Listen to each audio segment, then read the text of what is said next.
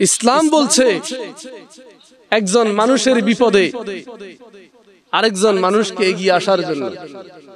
ইসলাম বলেছে ভালো কাজে সহযোগিতা করার জন্য। এই যে যারা বিদেশ থেকে টাকা পাঠাচ্ছে ত্রাণ বিতরণ করার জন্য, যারা দেশের স্বেচ্ছাসেবী হয়ে কাজ করতেছে তাদেরকে সহযোগিতা করা আমাদের দায়িত্ব। কিন্তু আমরা দেখছি অনেক জায়গায় স্বেচ্ছাসেবকদেরকে সহযোগিতা তো করা হয় না, বরং তাদের ত্রাণগুলোকে সিরিবিনি করে তাদের থেকে জোরপূর্বক নিয়ে যাওয়া হয় এবং তাদেরকে গালিগালাজ পর্যন্ত করা হয়। হয় কিনা? আমি তো এগুলো নিজের চোখে দেখা, আমি এগুলো গল্প বলতেছি না। যারা ত্রাণ বিতরণ করতেছে বাহির থেকে, আপনার এলাকায় আসছে, খুলনা থেকে, বরিশাল থেকে, সিলেট থেকে, আপনি তাদের সাথে খারাপ আচরণ করতেছেন, তারা আপনার জেলা সম্পর্কে কি ধারণা দিবে? আবার অনেক মানুষ এরকমও পেয়েছি অনেক সহযোগিতা করেছে, আমাদের স্থানীয় লোক আছে না, বাহিরের লোকদেরকে নিজেরা গাইড করে প্রত্যন্ত অঞ্চলে নিয়ে গেছে। আমি বললাম না, দুই প্রকারের লোকে আছে, কিছু দুষ্কৃতিকারীও আছে, আবার অনেক ভালো মানুষও আছে। ইসলাম বলছে তাআওয়ানু আলাল বিররি ওয়াত তাকওয়া ওয়া লা তাআওয়ানু আলাল ইসমি ওয়াল উদওয়ান। এই সমাজে যারা দুষ্কৃতিকারী আছে আমরা তাদেরকে সহযোগিতা করব না, আমরা তাদেরকে প্রতিরোধ করব। এটাই হলো ইসলামের শিক্ষা। যারা ভালো কাজ করে, মানবতার কল্যাণে কাজ করে, আমরা তাদেরকে সহযোগিতা করব। পুণ্যের কাজে, তাকওয়ার কাজে আমরা একজন আরেকজনকে সহযোগিতা করব। আমরা কোন পাপিষ্ঠকে আশ্রয় দিতে পারি না, কোন পাপিষ্ঠকে আমরা সহযোগিতা করতে পারি না। আল্লাহ নিষেধ করেছেন ওয়ালা তাআওয়ানু আলাল ইসমি, তোমরা গুনাহের কাজে কেউ কাউকে সহযোগিতা করবে না। ওয়াল উদওয়ান, সীমা লঙ্ঘনের কাজে তোমরা কাউকে সহযোগিতা। তাহলে আপনার নেতা আপনারা ডাক দিছে, আয় অমুকের সাইজ করা লাগবে, কি করবেন? যাবেন? আগে যাচাই করবেন এটা ভালো কাজ না খারাপ কাজ। যদি নেতা ভালো কাজের আদেশ দেয়, নেতার সাথে আছি। নেতা যদি বলে, যদি দেখেন যে না নেতার এই কাজটা আইন বহির্ভূত, শরীয়ত বহির্ভূত, তাহলে ওই কাজে নেতাকে সহযোগিতা করা যাবে। কথা কার? রাগ করলে আল্লাহর সাথে করেন, আমার সাথে রাগ করে লাভ নাই। আমি এগুলাকে পরোয়া করি না। তাআওয়ানু আলাল বিররি ওয়াত তাকওয়া, এটা কোন সূরার? সূরা মায়েদা, সূরা মায়েদার 2 নম্বর আয়াত। দলিল দিয়ে দিলাম, সূরা মায়েদার বাড়িতে গিয়ে পড়ে দেখেন আল্লাহ কি বলছে। সম্মানিত হাজিরিন, আমরা মানুষের সাথে মানবিক আচরণ করব। আল্লাহ রাসূল সাল্লাল্লাহু আলাইহি ওয়াসাল্লাম ইরশাদ করেছেন তিরমিজি শরীফের 2945 নম্বর হাদিস, ওয়াল্লাহু ফি আউনিল আবদি মা কানাল আবদু ফি আউনি আখিহি। আল্লাহ সুবহানাহু ওয়া তাআলা তার বান্দাদেরকে ততক্ষণ পর্যন্ত সহযোগিতা করে যতক্ষণ সে তার অপর ভাইয়ের সহযোগিতা করে। সুবহানাল্লাহ বলবেন না? আপনি যদি আপনার অপর ভাইয়ের সহযোগিতা করেন, আপনার সহযোগিতার দায়িত্ব স্বয়ং কে নিবে? আর আপনি যদি আরেকজনের ক্ষতি করেন, আপনার ক্ষতি কে করবে? আল্লাহই করবে। সুতরাং অন্যকে অগ্রাধিকার দেন। আপনি আপনার অবস্থান থেকে আপনার প্রতিবেশীকে সহযোগিতা করেন। আপনারাই আপনাদের এলাকার অবস্থা কিরকম ভালো জানেন। আমি আমার এলাকায় দেখেছি অনেক মানুষ আছে আগামী 1 সপ্তাহেও ঘরে ঢুকতে পারবে না। রাস্তায় পানি নাই, কিন্তু তার ঘরের ভিতরে কাদা এতটুকু। তার ঘরের যত আসবাবপত্র ছিল, যত ফার্নিচার ছিল, সব কিছু নষ্ট হয়ে গেছে, কাদা হয়ে গেছে, তার বিছানাগুলো পচে গেছে। এই লোকগুলোর 1 সপ্তাহ আপনার বাড়িতে আশ্রয় দিলে সমস্যা আছে? তাকে একটা আপনার সামর্থ্য অনুযায়ী একটা তোষক কিনে দেন, এক জোড়া বালিশ কিনে দেন, তাকে 5,000 টাকা সহযোগিতা করেন। ভাই তোমার কি লাগবে নিয়ে আসো। অনেকের চুলাতে আগুন জ্বালানোর অবস্থা নাই, তাকে একটা গ্যাসের সিলিন্ডার কিনে হেল্প করেন। আমাদের এলাকায় একটা গ্যাসের সিন্ডিকেট তৈরি হয়েছিল। আমি একজনকে ফোন দিছি, বড় এক ব্যবসায়ী, বললাম যে তুমি দাম কমাই দাও, দেখবা 5 মিনিটে সিন্ডিকেট ভেঙে যাবে। কিনা থেকে 50 টাকা লাভে বিক্রি করা শুরু করো, সিন্ডিকেট শেষ। শুরু হয়েছে, সিন্ডিকেট ভেঙে গেছে। তাহলে আপনি আপনার অবস্থান থেকে কি করবেন? মানুষকে সহযোগিতা করবেন, বুদ্ধিভিত্তিক কাজ করবেন, যেখানে যেভাবে মানুষের উপকার করা যায়। আমার বাড়ি কিন্তু আপনাদের দাগনভূঞা যায় না, আমার বাড়ি হলো কোথায়? এটা আমার নিজের বড়র জন্য না, আপনাদেরকে একটা জিনিস বুঝার জন্য বলতেছি। এই যে যখন বন্যা শুরু হলো, আমি আপনাদের ওই দিন এই রাস্তা দিয়ে গেলাম, দেখলাম যে এই খাল দিয়ে পানি নামে না। এটার কারণ কি? এটার কারণ হলো বাজারের সব ময়লা বাজারের খালের ভিতরে, ওই খালটা অপরিষ্কার, ঠিক না? পৌরসভার ময়লা ফালানোর কোনো জায়গা নাই সুনির্দিষ্ট, এই জন্য মানুষ সব খালে ময়লা ফালায়। তো আমি আমার অবস্থান থেকে যাদের সাথে আমার পরিচয় আছে, আমি 2-1 জায়গায় ফোন দিলাম, বললাম যে এখানে আহমরি তো বেশি টাকার প্রয়োজন নাই, এখানে পৌরসভাতে এক্সকেভেটর আছে, পৌরসভার এক্সকেভেটর আছে না? বললাম যে পৌরসভার লোকদেরকে দিয়ে, এলাকার ছেলেদের সহযোগিতা দিয়ে দ্রুত এই খালটা পরিষ্কারের একটা ব্যবস্থা করেন। আমি হাই লেভেলে এক জায়গায় ফোন দিলাম আর কি, নাম বললাম না। উনি সাথে সাথে এখন ধরেন আপনাদের দাগনভূঞা যারা চালাচ্ছে তাদের একজনকে ফোন দিছে, নুননবী দুলাল ভাই চিনেন? উনি দুলাল ভাইকে আমার সামনে ফোন দিছে, দুলাল ভাই এই খালটা কি অবস্থা, এটা পরিষ্কার করার তো ব্যবস্থা নিতে হবে। তো তখন দুলাল ভাই বললো যে আমরা অলরেডি শুরু করে দিয়েছি, আমরা বসুরহাট থেকে এদিক দিয়ে যতগুলো বাঁধ ছিল খালে এগুলো কেটে দিয়েছি এবং এই খালটাকে আমরা পরিষ্কারের ব্যবস্থা নিচ্ছি। তো এটা আমি কেন করলাম? আপনারা তো আমার এলাকার মানুষও না, কিছুই না। কি জন্য করছি এটা? মানবতার জন্য, আল্লাহর সন্তুষ্টির জন্য। হয়তো এই উসিলায় আল্লাহ আমাকে মাফ করে দিতে পারে, কারণ আমাদের যে আমল দিয়ে তো জান্নাতে যাওয়া যাবে না। এই জন্য ওয়াবতাগু ইলাইহিল ওয়াসিলা, জান্নাতে যাওয়ার একটা উসিলা তালাশ করেন। কি করেন? উসিলা। এই যে এই বিপর্যস্ত মানুষের পাশে যদি এখন দাঁড়াতে পারেন, হয়তো এই উসিলায় আল্লাহ জান্নাত দিয়ে দেবেন। ইসলামিক দলগুলো, এরপরে বিভিন্ন সংস্থাগুলো, এই যে আস-সুন্নাহ ফাউন্ডেশন সহ বড় বড় অনেকগুলো সংস্থা, কি পরিমাণ সহযোগিতা যে মানুষকে করতেছে। এবং আলেম ওলামারা যে ত্রাণগুলো বিতরণ করতেছে, এগুলো সঠিকভাবে মানুষ পাচ্ছে, এখানে কোনো স্বজনপ্রীতি হচ্ছে না। এরপরেও মানুষ, এদেশের মানুষ ভোট দিতে গেলে আলেমদেরকে ভোট দেয় না, বলবে যে হুজুরদের দ্বারা রাষ্ট্র চালানো সম্ভব না। হ্যাঁ, এই যে এখন বিপদে পড়ছে, ত্রাণ বিতরণের সময় কি বলতেছে? সব নেতা চোর, অমুক চোর, তমুক চোর, মেম্বার চোর, চেয়ারম্যান চোর, বলে কিনা? চোরদেরকে নির্বাচিত তো আপনারাই করেন 200 টাকার বিনিময়ে, 500 টাকার বিনিময়ে আপনারাই করেন, করেন না? 500 টাকা দিয়ে আপনি ভোট বিক্রি করে ফেলেন, রং ছায়ের বিনিময়ে আপনি ভোট বিক্রি করেন। আপনি ভোট বিক্রি করেন না, আপনি আপনার ঈমান বিক্রি করেন। যারা ভালো মানুষ হবে তাদেরকে ভোট দিবেন, সে যেই দলের হোক। আমি বলতেছি না শুধুমাত্র জামাতের সরমনের হুজুরদেরকে ভোট দেন। আপনার এলাকায় 5 জন চেয়ারম্যান প্রার্থী হয়েছে, যিনি আপনি সবচাইতে যোগ্য মনে করেন, সৎ মনে করেন, ভালো মনে করেন, কম্পারেটিভলি আপনাকে তাকে সমর্থন দিতে হবে, এটা আপনার নৈতিক দায়িত্ব।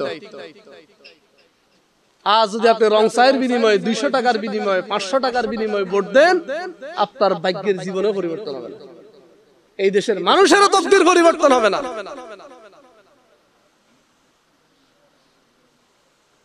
আপনি যাকে ভোট দিবেন, ভোট দেয়া মানে রায় দেয়া, কি দেয়া? সমর্থন দেয়া। ওই লোকটা যদি আপনার ভোটে নির্বাচিত হয়ে যত ভালো কাজ করবে, সেটার একটা সওয়াব আপনি পাবেন। আর সে যত অপকর্ম করবে, তার গুনাহের একটা অংশ আপনার আমলনামায় লেখা হবে। তাহলে আপনি কোনো অপরাধ না করে আপনি গুনাহগার হইতেছেন। কিয়ামতের দিন আল্লাহকে বলবেন, আল্লাহ আমি তো এত অপরাধ করি না, আমি তো মানুষ খুন করি নাই, আমার নামে যে মার্ডার কেসের মামলা, আল্লাহ বলবে তুই খুন করস নাই, তুই যে নেতারে ভোট দিয়ে নেতা বানাইছিলি, ওই নেতা যে খুন করছে ওইটার একটা অংশ তোর আমল নামে চলে আসছে। এই জন্য সাবধান, সাবধান, সাবধান। আবেগের বশবর্তী হয়ে কোনো কিছু করবেন না। কোনো কাজ করার আগে চিন্তা করবেন কোরআন কি বলে, হাদিস কি বলে, ইসলাম কি বলে। আমাদের কাছে আমাদের ব্যক্তি, আমাদের পরিবার, আমাদের দল, আমাদের রাষ্ট্র, সব কিছুর চাইতে আমার ইসলাম বড়, ঠিক কিনা? আমার আল্লাহ বড়, আমার রাসূল বড়। আল্লাহ এবং রাসূল যেটা নিষেধ করেছেন সেটার বাহিরে আমরা কোনো কিছু করতে, প্রয়োজনে আমাকে ফাঁসি দেওয়া হবে, অসুবিধা নাই, হাসতে হাসতে আমরা ফাঁসির মঞ্চে যেতে রাজি আছি, হাসতে হাসতে আমরা জীবন দিতে রাজি আছি, তারপরেও আমরা ইসলামের বিরোধিতা করতে পারবো, অন্যায়ের সাথে আমরা আপোষ করতে পারবো না। এই স্পিরিট অন্তরে লালন করেন, এই স্পিরিট অন্তরে লালন করেন, মনটাকে বড় করেন, সাহস করেন, আপনাকে কেউ কিচ্ছু করতে পারবে না। সম্মানিত হাজিরিন, তাহলে বলছিলাম এই বিপদে কি করা, মানুষকে সহযোগিতা করা। আমরা যদি আখেরি নবী, বিশ্ব নবী, মানবতার বন্ধু মুহাম্মদুর রাসূলুল্লাহ সাল্লাল্লাহু আলাইহি ওয়াসাল্লামের জীবনের দিকে তাকাই, তাহলে দেখবেন আল্লাহ রাসূল সাল্লাল্লাহু আলাইহি ওয়াসাল্লাম তৎকালীন সময় তার এলাকার যুবকদেরকে নিয়ে এলাকায় মানবতার সেবামূলক কাজ করার জন্য, তৎকালীন সময় যুদ্ধ, মারামারি, কাটাকাটি এইগুলো বন্ধ করার জন্য আল্লাহ রাসূল সাল্লাল্লাহু আলাইহি ওয়াসাল্লাম হিলফুল ফুজুল নামে একটা সেবামূলক সংগঠন তৈরি করেছিলেন, ঠিক কিনা? এই হিলফুল ফুজুলের নাম জানেন না? এখন আপনারাও আপনাদের এলাকায় একটা হিলফুল ফুজুল সংগঠন করেন, একটা ফান্ড রাখবেন, এই ফান্ড দিয়ে মানবতার কল্যাণে কাজ করবেন, অসহায় মানুষের কাজ করবেন, দুর্গত মানুষের সেবায় কাজ করবেন। এই যে বন্যার পরেও অনেক মানুষের ত্রাণের প্রয়োজন হবে, কারণ কৃষকেরা এখন মাঠে যেতে পারবে না। কিছু প্রফেশনাল লোক আছে, তাদের ইনকাম এখন ভালো হবে, যেমন মুদি দোকানদারদের ব্যবসা ভালো হবে, ওষুধ দোকানদারদের ব্যবসা ভালো হবে, যাদের ট্রান্সপোর্টের ব্যবসা আছে তাদের ব্যবসা এখন খুব ভালো। কিন্তু যারা পোল্ট্রি শিল্পের সাথে ছিল, অনেকের পোল্ট্রি শিল্প ধ্বংস হয়ে গেছে, ঠিক না? অনেকের গবাদি পশু ধ্বংস হয়ে গেছে, অনেকের মৎস্য খামার শেষ হয়ে গেছে। এরপরে যারা কৃষক, তারা মাঠে যেতে পারবে না। অনেক বিধবা অসহায় মহিলা আছে যারা মানুষের সহযোগিতা নিয়ে চলতো, এখন তাদেরকে সহযোগিতা করার লোক কমে যাবে। অনেক মানুষের ঘর বাড়ি ভেঙে যাবে, তাদের পুনর্বাসনের দরকার। এই জন্য বিশাল একটা ফান্ডের দরকার। আপনারা নিজ দায়িত্বে আপনাদের এলাকায় একটা ফান্ডিং করেন, আপনারা মসজিদ কমিটির উদ্যোগে একটা ব্যবস্থা নিতে পারেন, কারণ আপনার এলাকার মানুষ ভালো থাকলে আপনার মসজিদ ভালো থাকবে, এলাকার মানুষের আর্থিক অবস্থা ভালো থাকলে মসজিদের ডোনেশনও ভালো থাকবে। আপনার এলাকার মানুষ যদি বিপদে থাকে, মসজিদের ইনকামও কমে যাবে, ঠিক না? এই জন্য মসজিদ ভিত্তিক আমাদের সমাজ পরিচালিত হতে হবে, মসজিদ ভিত্তিক সমাজ প্রতিষ্ঠার কাজ করে। এই মসজিদ কমিটির আন্ডারে হিলফুল ফুজুল সংগঠন করে একটা ফান্ড সংগ্রহ করেন, একদম যাদের হক তাদেরকেই দিবেন। এখানে আপনার আত্মীয়, আপনার দলের লোক, এগুলো করলে কিয়ামতের দিন আল্লাহর দরবারে আপনাকে জবাবদিহি করতে হবে। যাদের ডিরেক্ট সহযোগিতা করা দরকার তাদেরকেই করবেন, বা যাকে যেই মাত্রায় করা দরকার। কাউকে দরকার হলো এখন নগদ তাকে কিছু খাবার দেয়া, কিছুদিন খেয়ে বাঁচতে পারলে সে আবার ঘুরে দাঁড়াতে পারবে। আবার কিছু লোক আছে যাকে ঘর করে দেয়া দরকার, কিছু লোক আছে যাকে আসবাবপত্র কিনে দেয়া দরকার। যাকে যেইভাবে সহযোগিতা করা দরকার ওইভাবে করবেন। ওই পাইকারি হারে শুধুমাত্র 100 জনের আনে ত্রাণ দিলেন, এটা দিয়ে খুব বেশি ভালো রেজাল্ট আসবে। যাকে নগদ সহযোগিতা করা দরকার নগদ অর্থ দিবেন, যাকে খাবার দেওয়া দরকার খাবার দিবেন, যাকে গদ দেওয়ার দরকার তাকে গদ দিবেন, যাকে খাট দেওয়ার দরকার তাকে খাট দিবেন, যাকে চুলে কিনে দেওয়া দরকার চুলে কিনে দিবেন, যাকে গাছ দেওয়ার দরকার একটা গাছ দিবেন, যাকে একবার টিন কিনে দেওয়া দরকার তাকে একবার টিন দিবেন, যাকে একটা কর্মসংস্থান করে দেওয়া দরকার একটা কর্মসংস্থান দিবেন। আমি আপনাদের প্রতি একটা রিকোয়েস্ট করব, আপনাদের এলাকা অনেক ধনী লোক আছে, আছে না? মাশাআল্লাহ, দোতলা, তিনতলা, ডুপ্লেক্স, ট্রিপ্লেক্স বাড়ি আছে। আপনারা অনেক টাকা যাকাত দেন, এই যাকাতটা আগামী রমজান পর্যন্ত অপেক্ষা না করে অগ্রিম যাকাত দিয়ে দেন। অগ্রিম যাকাত দেয়া যায়, এটা জানেন কিনা? যখন ক্রাইসিস শুরু হয় দেশের, বা কোনো কাউকে সাহায্য করার প্রয়োজন হয়, তখন যাকাতটা অ্যাডভান্স দিয়ে দেন, দেয়া যায়। এবং আমার বিশ্বাস এই পরিস্থিতিতে যদি অগ্রিম যাকাত দেন, রমজানে যাকাত দিলে যে সওয়াব হতো তার চাইতে কোনো অংশে কম হবে না। আমার বিশ্বাস আল্লাহ সুবহানাহু ওয়া তাআলা তার চাইতে বেশি সওয়াব দিবেন, কারণ রমজান পর্যন্ত হয়তো এরকম পরিস্থিতি থাকবে না। যার কাছে যে ফান্ডের টাকা আছে দিয়ে এলাকার মানুষকে পুনর্বাসন করেন, আগে মানুষকে বাঁচান। মানুষ বাঁচলে আপনার সমাজ বাঁচবে, দেশ বাঁচবে, জাতি বাঁচবে। এই দেশে যে এখনো অর্থনীতি চলে, কিভাবে চলে? এত হাজার হাজার বিলিয়ন লোন ব্যাংকে টাকা নাই, এরপরেও দেশটা কিভাবে চলতেছে? কিছু বুঝেন? কিভাবে চলে বলেন? কিভাবে চলে? মানুষ বেশি এই জন্য চলে।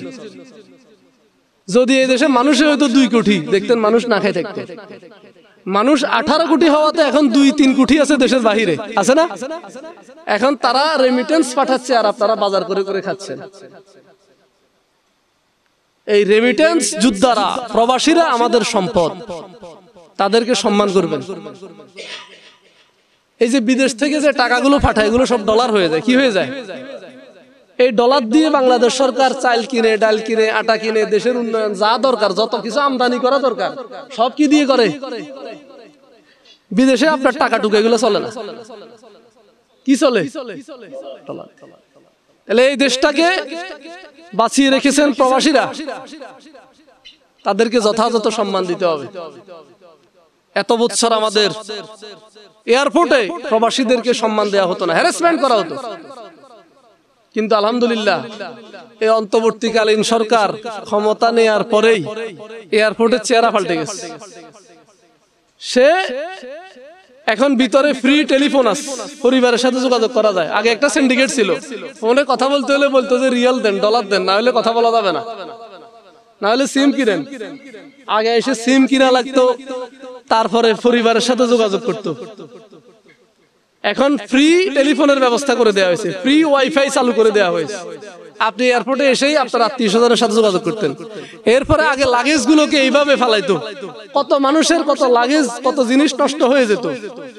এখন আপনার ইমিগ্রেশন শেষ হওয়ার আগে আপনার ব্যাগ আপনার সামনে এসে হাজির হয়ে যায়। তাহলে দেশের কিন্তু রাজনীতিতে, দেশের অর্থনীতিতে একটা গুণগত পরিবর্তন শুরু হয়েছে। কি হয়েছে? একটা পরিবর্তন। আমরা দোয়া করি আল্লাহ আমাদের দেশটাকে আরো পরিবর্তন করে দিক। আল্লাহ আমাদের দেশের মানুষের অর্থনৈতিক অবস্থা, আমাদের দেশের রাজনৈতিক অবস্থা, আমাদের দেশের মানুষের মানসিক অবস্থা, আল্লাহ যাতে সব কিছুকে সুস্থ করে দেয়। সকলে বলি আমিন। শুনেন, মনটাকে বড় করেন, মনটা পরিষ্কার করেন। যার কাছে অনেক টাকা আছে সে ধনী লোক নয়। আরবিতে একটা প্রবাদ আছে, আল গিনাউ গিনান নফস। যে নফসের দিক থেকে ধনী, যার মনটা আকাশের মতো বিশাল, সে হলো সবচেয়ে বড় ধনী। আর 1000 কোটি টাকার পর থাকার পরেও যে নিজ আত্মকেন্দ্রিক ছাড়া অন্য কিছু চিন্তা করতে পারে না, ওই লোক আসলে ধনী না। ওই লোক কি? মিসকিন। মিসকিন সৌদি আরবে বলে মিসকিন। এ কি? মিসকিন। সে মনের দিক থেকে ধনী হতে পারে না। আল্লাহ আমাদেরকে মনের দিক থেকে ধনী হওয়ার তৌফিক দান করুন। আমাদের মনের ভিতরে যাতে কারোর জন্য হিংসা না থাকে, কারোর জন্য বিদ্বেষ না থাকে। আমরা মনটাকে পরিষ্কার করব। যা করব, এই যে ত্রাণ বিতরণ করতেছেন বাবা পাওয়ার জন্য, হ্যাঁ? কালকে আমি আমার এলাকাতে বলছি যে আমাকে নিয়ে আপনারা প্রশংসা করার কোনো দরকার নাই। আমার এই বাবার মোটেও প্রয়োজন নাই। আর কেউ গালি দিলেও আমার কোনো সমস্যা নাই। অমুকের দিছে, তমুকের দেয়, আপনারা অনেকে অনেক কথা বলবেন, আমি জানি। আমি বাজারে গিয়ে সবার চা খাওয়া এটা বলে এসছি। আমি বলি যে এক গ্রুপ এখন আমার বাবা দিবেন, এক গ্রুপে বলবেন যে সে স্বজন প্রীতি করছে। যে যা বলেন এটা আনফুসে না, এটা আমার কোনো কি নাই, কোনো সমস্যা নাই। আমি বাবার জন্য কিছু করি নাই। যা করেছি আমরা যা করি কার খুশির জন্য? আল্লাহ। আল্লাহ আমার বাবা দিলে হবে। মানুষের বাবা, মানুষের গালি, এগুলো আমাদের দরকার নেই। আমার এলাকার এক ছেলে আমার ফোন দিছে গতকালকে, ভাই ত্রাণ দিয়ে কি আমি অপরাধ করলাম? আমার এত গালি গালাজ করলো মুখে। আমি বললাম যে তুমি ত্রাণ দিছো কি বাবার জন্য না আল্লাহ সন্তুষ্টির জন্য? আল্লাহ সন্তুষ্টির জন্য। তাকে তাহলে গালি দিছে যে তো সব ডাবল হয়েছে। ত্রাণ দিছো যে এটা সব পাইছ, তোমার যে গালি দিছে, তোমার গুনাহগুলো যে গালি দিছে তার কাঁধে গেছে, তুমি তো নিষ্পাপ হয়ে গেছো। ভালো হয়েছে। ইমানদারের মুসলমানের হারানোর কিছু নাই। আমরা যা করব খালেস ভাবে, কার জন্য? আল্লাহর জন্য। এটা মনে রাখবেন। শুনেন, আল্লাহর জন্য করলে মানুষের ভালোবাসা এমনি পেয়ে যাবেন।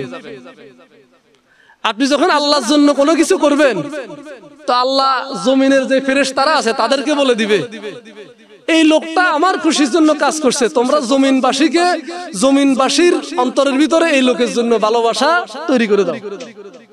এই লোকের ফসার জমিনের ভিতরে তোমরা করে দাও, অটো ফসার হয়ে যাবে। নিজে নিজের ফসার খুব বেশি করার দরকার হবে না, আল্লাহ করে দিবে। এই জন্য নিয়তকে বিশুদ্ধ করতে হবে। যেই কোনো কাজের সওয়াব নিয়তের উপর নির্ভরশীল। আপনি সমাজ সেবা করেন, মসজিদ পরিচালনা করেন, মাদ্রাসা করেন, হসপিটাল করেন, যা করেন, আপনার নিয়ত যদি থাকে মানুষের সেবা, তাহলে সেখানে সওয়াব আছে। বুখারী শরীফের প্রথম হাদিস এই জন্য, ইন্নামাল আমালু বিন্নিয়াত। প্রত্যেক কাজ নিয়তের উপর নির্ভরশীল। আমি আলেম হব টাকা কামানোর জন্য না, বক্তৃতা দেওয়ার জন্য না, মানুষ আমারে ভালো আলেম বলবে এই জন্য না। আমি আলেম হব কি জন্য? মানুষকে দ্বীনের হক কথাগুলো বলবো আল্লাহর সন্তুষ্টির জন্য। আল্লাহ সন্তুষ্টির জন্য কাজ করলে আল্লাহই আপনার রিজিকের ব্যবস্থা করে দেয়, অসুবিধা নেই। সম্মানিত হাজিরিন, এজন্য আমরা মানবতার সেবায় এগিয়ে আসব। আল্লাহ রাব্বুল আলামিন কোরআনে কারীমের ভিতরে মুমিনদের বৈশিষ্ট্য উল্লেখ করতে গিয়ে বললেন, وَيُطْعِمُونَ الطَّعَامَ عَلَى حُبِّهِ مِسْكِينًا وَيَتِيمًا وَأَسِيرًا إِنَّمَا نُطْعِمُكُمْ لِوَجْهِ اللَّهِ لَا نُرِيدُ مِنكُمْ جَزَاءً وَلَا شُكُورًا। যেই কথাটা একটু আগে বললাম, আল্লাহ রাব্বুল আলামিন বলছে যারা ঈমানদার তাদের বৈশিষ্ট্য হলো ওয়ায়ুতঈমুনা আত-তাআমা আলা হুব্বিহি, তারা আল্লাহর সন্তুষ্টির জন্য মানুষকে খাবার খাওয়ায়। কি করে? মানুষকে খাবার খাওয়ায়, মিসকিনদেরকে, এতিমদেরকে, ওয়া আসীরা যারা বন্দী আছে বন্দীদেরকে খাবার খাওয়ায়। কার খুশির জন্য? ইন্নামা নুতঈমুকুম লিওয়াজহিল্লাহ। আর তারা দান করে আল্লাহ সুবহানাহু ওয়া তাআলা সন্তুষ্টির জন্য, এবং লা নুরিদু মিনকুম আজরান ওয়ালা শুকুরা। আর তারা এই দানের বিনিময়ে, মানুষের সেবার বিনিময়ে তারা কোনো আজরা, কোনো প্রতিদান চায় না, ওয়ালা শুকুরা, মানুষ তাদের প্রতি কৃতজ্ঞ হোক তারা এটাও আশা করে না। সুবহানাল্লাহ। তাহলে এই মানসিকতা যাদের আছে তারা পূর্ণ মুমিন। আপনি মানুষকে খাওয়াইবেন কিসের জন্য? জোরে বলেন। কোন যাজা আশা করবেন? কোন কৃতজ্ঞতা আশা করবেন? করবেন না। এটা আল্লাহর কোরআন সূরা দাহর 8 থেকে 9 নম্বর আয়াতের ভিতরে আল্লাহ বলে দিয়েছেন। এবার আসেন আল্লাহ রাসূল সাল্লাল্লাহু আলাইহি সাল্লাম কি বলছে শুনেন। আন আব্দুল্লাহ ইবনে উমর রাদিয়াল্লাহু তাআলা আনহুমা আন্না রাজুলান সাআলা আন-নবী সাল্লাল্লাহু আলাইহি ওয়াসাল্লাম আইয়ুল ইসলামে খায়রুন ক্বালা তুতঈমুত তাআম। আল্লাহ রাসূলকে জিজ্ঞেস করা হলো, ইয়া রাসূলুল্লাহ, সবচেয়ে উত্তম কাজ কোনটা? আপনারা বলেন কোন কাজ? আল্লাহ রাসূল বলছে তুতঈমুত তাআম, মানুষকে খাবার খাওয়ানো। কি করবেন? খাওয়াইবেন। চা দোকানে গেলে চোখ বন্ধ করে নিজে শুধু চা এক কাপ খাই চলে আসেন না। কিছু লোক অসহায় আছে, চেহারা দেখলে বুঝবেন লোকটাও এক কাপ চা খাইতে চায়, তার জন্য একটা কাপ চা অর্ডার দিয়েন, কমে যাবে না, বাড়বে। আমরা তো আর কখনো একা খাইতে পারি না, এটা চোখে দেয় না, পারি না। যতজন বসে সবাই জিজ্ঞেস করি চা কে কে খাইছেন, কে খান নাই। এটা করবেন। তুতঈমুত তাআম, মানুষকে খাবার খাওয়ানো, ওয়া তুকরিউস সালাম, আর মানুষকে সালাম দেয়া, এই দুইটা কাজ ইসলামে উত্তম। এজন্য মানুষকে খাওয়াইবেন। খালি ঘরের ভিতরে, খালি নিজের পরিবারের চিন্তা করলে হবে না। আশেপাশে প্রতিবেশী যারা আছে তাদেরকে কি করতে হবে? না খাওয়াইলে বিপদ আছে। তো কি বিপদ আল্লাহ রাসূল বলে শুনেন, লাইসাল মুমিনুল লাযী ইয়াশবাউ ওয়া জারুহু জাইউন ইলা জামবিহি। আল্লাহ রাসূল সাল্লাল্লাহু আলাইহি সাল্লাম বলেন, সেই ব্যক্তি পূর্ণ মুমিন নয় যে পেট ভরে খায় অথচ তার পাশেই তার প্রতিবেশী ক্ষুধার্ত থাকে। সে মুমিন না। সে কি না? আপনি মনে করছেন আমি মুমিন না হলে আর কেউ, মা আমি 5 ওয়াক্ত মসজিদে আসি, নামাজ পড়ি প্রথম কাতারে, মাশাআল্লাহ, আমার চাইতে বড় মুমিন কে আছে? আপনি 5 তলায় থাকেন, আপনার পাশের ঘরের লোক খাবার পায় না, আল্লাহ রাসূল বলতে আপনি মুমিন হতে পারেন না এখনো। আপনার ঈমানে এখনো কি আছে? এটা সহিহ বাইহাকির 20160 নম্বর হাদিস, মেশকাত শরীফের 4991 নম্বর হাদিস। আল্লাহ রাসূল বলছে সেই ব্যক্তি পূর্ণ মুমিন নয় যে পেট ভরে নিজে খায় আর তার প্রতিবেশী অভুক্ত থাকে। এই জন্য আল্লাহ রাসূল আরেকটা হাদিসে বলছে, তোমরা তরকারি রান্না করার সময় একটু ঝোল বাড়াই দিবা। কি করবা?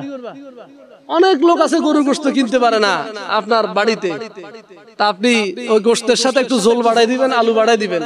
বেশি না পারেন অন্তত 2 টুকরা গোশত, 2টা আলু, একটু ঝোল হলেও তার ঘরে পৌঁছাই দিবেন। দেখছেন ইসলাম কত সুন্দর। আল্লাহ রাসূলের জীবনী আমরা জানি না, হাদিসগুলো জানি না। যদি আল্লাহ রাসূলের জীবনী সারা পৃথিবীর মানুষ জানতো, কোনো মানুষ অমুসলিম থাকতো না। আমরা ইসলামের সৌন্দর্যগুলো মানুষের সামনে তুলতে পারি না। আমরা ওয়াজের ময়দানে গেলে শুধু অমুক কাফের, অমুক ফাসেক, এই রে সেই রে, শুধু এগুলা। তো আমাদের উচিত হলো ইসলামের সৌন্দর্যগুলো মানুষের সামনে তুলে ধরা। তাহলে অমুসলিমেরা কি করবে? মুসলমান। এই যে এবারে বন্যায় আজকে ফেসবুকে দেখলাম এক হিন্দু বলতেছে যে আমাদের অনেক বড় বড় হিন্দুদের ভিতরে ধনী লোক ঢাকা, চট্টগ্রামে, ফেনীতে আছে, আছে না? ফেনীতে ভিতরের বাজারে গেলে দেখবেন বড় বড় ব্যবসায়ী বেশিরভাগ হিন্দু। বলতেছে আমাদের কোন হিন্দু নেতাকে আমাদের পাশে এই বিপদে ফাইসি মুসলমানদেরকে, হুজুরদেরকে, আলেম ওলামাদেরকে। সুবহানাল্লাহ বলবেন না? আমি বলছি না যে কোন হিন্দু নেতা দেয় নাই, হয়তো তার কাছে যায় নাই, যেতেও পারে। তাহলে আমরা যে এই বিপদে হিন্দুদের কাছে যাইতে পারি, তারাও কিন্তু ইসলাম গ্রহণ করবে। ভারত হিন্দুদের জন্য মায়া কান্না, কত বড় বড় কথা। বাংলাদেশের হিন্দুদের নিরাপত্তা নিয়ে তারা উদ্বিগ্ন। কই ভারত তো পারে নাই বাংলাদেশের হিন্দুদের জন্য কয়েক ট্রাক ত্রাণ ফাটাইতে।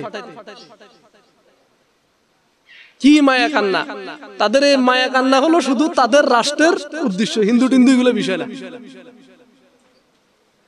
এটা হলো তাদের শুধুমাত্র তাদের সুবিধার জন্য এই মায়া কান্নাগুলো। এগুলো যদি আমাদের দেশের মানুষ না বুঝে, আমাদেরকে আরো খেসারত দিতে হবে। সম্মানিত হাজিরিন, তাহলে আমরা এই বিপদে কি করব? মানুষের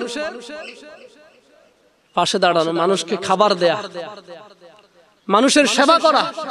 কে অসুস্থ আছে তাকে দেখতে যাওয়া। আপনার প্রতিবেশীর 6টা হক আছে আপনার প্রতি। কয়টা? এই হাদিস বলে আজকে আলোচনা শেষ করে দিচ্ছি। কয়টা হক? 6টা।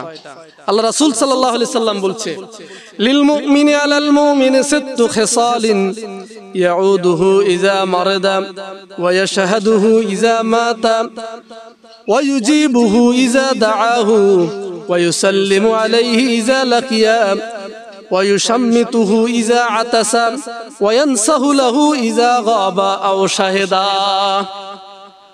আল্লাহ রাসূল সাল্লাল্লাহু আলাইহি সাল্লাম বলেন, এক মুমিনের উপরে আরেক মুমিনের 6টা হক।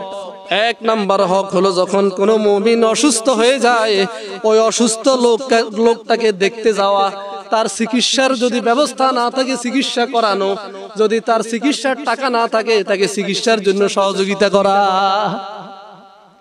অসুস্থ মানুষকে দেখতে যাও, এটা অনেক বড় সওয়াবের কাজ। আপনি অসুস্থ মানুষকে দেখতে যাবেন আর আপনার জন্য ফেরেশতারা দোয়া করতে থাকবে। আপনার জন্য কি করবে? ফেরেশতারা আপনার জন্য দোয়া করবে। এবং বিপদে মানুষের পাশে দাঁড়ানো, অসুস্থ মানুষের পাশে দাঁড়ালে সে অর্ধেক সুস্থ হয়ে যায়। গিয়ে যদি তার কপালে হাত দিয়ে একটু দোয়া করে দেন, লা বাসা তুহুরা ইনশাআল্লাহ। প্রিয় ভাই, যদি আরবিতে না পারেন ভাই, ইনশাআল্লাহ বিপদ মুসিবত আল্লাহর পরীক্ষা, ইনশাআল্লাহ আপনি দ্রুত সুস্থ হয়ে যাবেন, টেনশন করিয়েন না, দেখবেন তার এমনি অর্ধেক সুস্থ।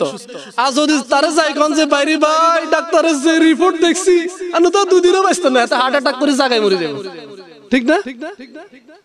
যদি ডাক্তারে বলেও যে 2 দিনের বেশি বাঁচতো না, আপনি বলবেন যে না কোনো সমস্যা নাই, আল্লাহ চাইলে ইনশাআল্লাহ আপনি সুস্থ হয়ে যাবেন। বুঝছেন নি? কাউকে কখনো কি করা যাবে না, হতাশ করা যাবে না, আশা দিতে হবে, আশা। আমি আমার এলাকা অনেক লোকের বলছি, আরে বন্যা হয়েছে, কি হয়েছে, টেনশন করিয়েন না, এতদিন টিনের ঘর ছিল, এখন দেখবেন সরকারে বিল্ডিং করে দিব। তাহলে তার মনের ভিতরে একটা আশা জাগছে না? মানুষকে সবসময় সাহস দিবেন। আমরা কি করি? মানুষকে শুধু হতাশা করি। কেউ বললো আর কি আপনার সাথে যোগাযোগ করলো, ভাই যদি কোনো দিক থেকে ব্যবস্থা থাকে সরকারি একটা ঘরের ব্যবস্থা করে দেন। আপনি বললেন যে দূর, আমি কেমনে ব্যবস্থা করুম, আমি কি সরকার নেই যে মেম্বারের লোক যোগাযোগ কর, চেয়ারম্যানের লোক যোগাযোগ কর, এটা না বলে আপনি কি বলবেন? ভাই ঠিক আছে, আপনার এটা আমি যেখানে উপস্থাপন করা দরকার, যেখানে বললে হবে, আমি আমার অবস্থান থেকে সর্বোচ্চ চেষ্টা করব। এই যে কথাটা সান্ত্বনা দেয়া, এটাও একটা ইবাদত। হ্যাঁ, তেমনি গল্ল দিব, হাইলে আরো কেউ দিতে চাইলে মানা করুম। হ্যাঁ, এরকমও আছে না? সম্মানিত আছেন, তাহলে কথা বললে অনেক বেড়ে যাবে, আমি অল্প কথায় বেশি মেসেজ দিতে চাই। এক নাম্বার, আমাদেরকে কি করা? এক মুসলমানের প্রতি আরেক মুসলমানের হক হলো কয়টি? জোরে বলেন। এক নাম্বার, অসুস্থ হলে দেখতে যাওয়া, খোঁজ খবর নেওয়া। দুই নাম্বার, কেউ মৃত্যুবরণ করলে তার জানাজা এবং দাফন কাফনে উপস্থিত হওয়া। জানাজায় গেলে দুইটা সওয়াব। কয়টা সওয়াব? আল্লাহ রাসূল বলছে দুইটা উহুদ পরিমাণ, উহুদ পাহাড় পরিমাণ সওয়াব তার আমলনামায় লিপিবদ্ধ করে দেওয়া হয়। সুবহানাল্লাহ। শুধু জানাজা পড়লে এক উহুদ পাহাড়ের সওয়াব পাবেন, আর মাটি সহ দিয়ে দাফন করলে 2 উহুদ পাহাড়ের সওয়াব পাবেন। কয়টা? উহুদ পাহাড়, যারা হজ উমরা গেছেন দেখছেন কত বড় উহুদ পাহাড়, এই বিশাল সওয়াব পেয়ে যাবেন শুধু জানাজায় অংশগ্রহণ করার কারণে। 3 নাম্বার, কেউ দাওয়াত দিলে দাওয়াত গ্রহণ করা। কি করা? ভাই আমার ছেলের আকিকা, আমার ছেলের বিয়ে, ছেলের মুসলমানে দাওয়াত দিলে কি করবেন? প্রথমে কেউ দাওয়াত দিলে কবুল করবেন, আলহামদুলিল্লাহ আপনার দাওয়াত কবুল করলাম। আসতে পারেন না পারেন সেটা পরে, না আসতে পারলে বিনয়ের সাথে বলবেন ভাই আপনি দাওয়াত দিয়েছেন, খুশি হয়েছি, তবে আমার তো আসলে ওই দিন এই ঝামেলার কারণে হয়তো থাকতে পারবো না, তবে না আসতে পারলে মনে কষ্ট নিয়েন না। কিন্তু অনেকে আছে দেখবেন দাওয়াত দিলে মুখের উপরে না করে দেয়, না না না এটা না পারি, হ্যাঁ বলে দে, সরাসরি রিজেক্ট, এটা করা যাবে না, তাহলে ওই লোকের মনে কষ্ট যাবে। কেউ দাওয়াত দিলে কি করবেন? দাওয়াত গ্রহণ করবেন। আবার কিছু লোক আছে বুড়া উড়ায়, বুড়া উড়ানি বুঝেননি? ধরেন আপনি বিয়েতে আয়োজন করছেন 100 জনের, এখন দাওয়াত দিছে একজনের, 16 আনা দাওয়াত দিলে কাজ যাইতাম না, আর মাইয়ের বিয়েতে তারে কার্ড দিয়ে দাওয়াত দিয়েছি, হেতে ওনা আর একজনের দাওয়াত দিছে যাইতাম না, অমুকের মূল্যায়ন করে না, যাইতাম না, হেতের বিয়ে দাও গেলে কিছে কি খানার অভাবে আছে কয়নি? হ্যাঁ যাইতাম না।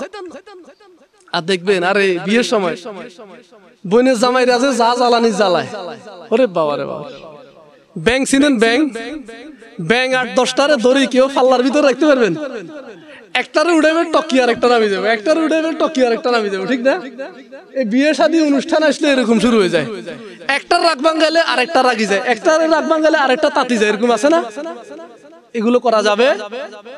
এটা ইসলামের বিধানের নিষেধ। আপনার কাজ হলো তারা সহযোগিতা করে। আমার তো কেউ কোনোভাবে ভাই ফোনে দাওয়াত দিলেও বা কেউ আমার কাছে আসতে চাইলে আমি নিষেধ করি, ভাই এই সময়টা আরেকজনের দেন, আমার কাছে আসার দরকার, দাওয়াত দিছেন, আমার সময় থাকলে আমি সময় মতো চলে আসবো। এত মূল্যায়ন, এগুলো কি আছে? বেশি যারা মূল্যায়নের আশা করে তারা সমাজের সবচাইতে অবমূল্যায়িত হয়, জানেন? আর যে নিচ থেকে এগিয়ে আসে, বলে যে এই লোকটার ভিতরে কোনো অহংকার নেই, ওই লোকটাকে সবাই সম্মান করে। কথা সত্য না মিথ্যা? যেগুলো বেশি মূল্যায়ন আশা করে এগুলোর কেউ 2 টাকার দামও দেয় না। এটা হলো আমার অবজারভেশন, আর কি আপনাদের অবজারভেশন ভিন্ন হতে পারে। 4 নাম্বার, কারোর সাথে দেখা হলে সালাম দেয়া, এটা আপনার হক। এক প্রতিবেশীর প্রতি আরেক প্রতিবেশী কি সালাম দেয়া, সালাম। আল্লাহ রাসূল বলছে আফশাউস সালাম, বেশি বেশি করে তোমরা সালামের প্রচার করো। মাল্লাম ইয়ারিফ ওয়া মাল্লাম তারিফ, চিনলেও সালাম দাও, না চিনলেও সালাম দাও। তবে এখন আমাদের সমাজে সালাম 2 ক্যাটাগরিতে হয়ে গেছে, চিনলে সালাম দে, না চিনলে। আর যাদের একটু ক্ষমতা আছে, নেতা, তাদেরকে সালাম দে, হ্যাঁ ভয়ে সালাম দে, কারণ নেতার লগে সম্পর্ক ভালো না রাখলে বিপদ আছে, ডরে সালাম দে। হ্যাঁ, এটা কিয়ামতের আলামত। আল্লাহ রাসূল বলছে কিয়ামতের পূর্বে মানুষ সালাম দিবে ভয়ে। সালাম দিবে কি? আমরা কাউকে ভয়ে সালাম দিব না। মানুষকে কিসের ভয়? মানুষকে কেন ভয় করবে? মানুষ ভয় করবে একজনকে, কাকে? আপনি মানুষকে সালাম দিবেন সওয়াবের নিয়তে। কিসের নিয়তে? সওয়াবের নিয়তে। ভয়ে কিসের সালাম? কি মানুষ বাঘ নাকি আপনারা খাই ফেলবো? বাঘে না মানুষ খায়, বাঘ দেখলে মানুষ ভয় পায়, মানুষের আপনি ভয় পাবেন কেন? এরপরে আসেন 5 নাম্বার, আপনার আশেপাশে কেউ যদি হাসি দেয় কি করবেন? হাসির জবাব দেয়া। কি করা? হাসি দিলে হাসির জবাবটা কি বলেন তো সবাই? ইয়ার হামুকাল্লাহ। কেউ যদি হাসি দেয় হাসির উত্তর দেয়া, এটা এক মুসলমানের প্রতি আরেক মুসলমানের হক। 6 নাম্বার, উপস্থিত অনুপস্থিত সকল মুমিনের কল্যাণ কামনা করা। কি করা? এখন আমরা কি করি, সামনে পাইলে যে ফার্ম ধরে ভাই, হ্যাঁ ফার্ম দিতে দিতে তাল গাছের উপরে উঠে আলায়, আর সামনে থেকে পিছনে গেলে তাল গাছের উপর থেকে এক লাথি দিয়ে নিচে ফেলাই দেয়। আছে না নাই? এরা হলো মুনাফিক। সামনে একটা পিছনে একটা, ঠিক না?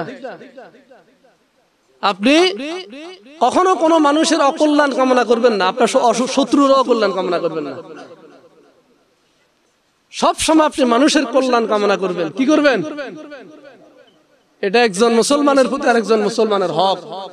এখন আমরা কেউ কেউ কি করি, কল্যাণ কামনা না করে কল্লা কামনা করি। অমুকের কল্লাটা আমার খুব দরকার, যদি সাইজ করে ফালাই দিতে পারতাম। আরো কত খারাপ ভাষায় কয়, ঠিক না? আল্লাহ আমাদের সবাইকে হেফাজত করুক। আল্লাহ আমাদের সবাইকে একজন আরেকজনের যে হক গুলো আছে হক আদায় করার তৌফিক দান করুক, এবং আত্মমানবতার সেবায় আমরা যাতে কাজ করতে পারি আল্লাহ তৌফিক দান করুক।